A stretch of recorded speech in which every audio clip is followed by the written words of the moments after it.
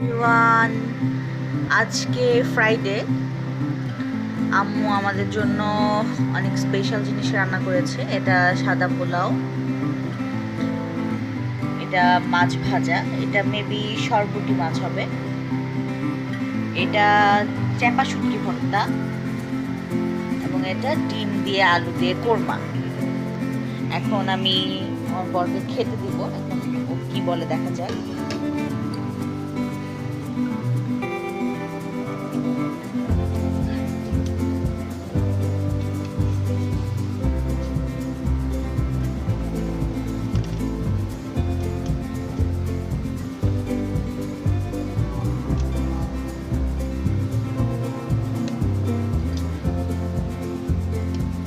আম্মু আসলে পোলাওটা অন্য ধরনের কীভাবে জানি রান্না করে। আমি অবশ্য সব কিছু পারলেও এখনও পোলাও রান্না করতে পারি না। আমি আগে ওকে চাপা শুটকি ভর্তা দিয়ে দিই।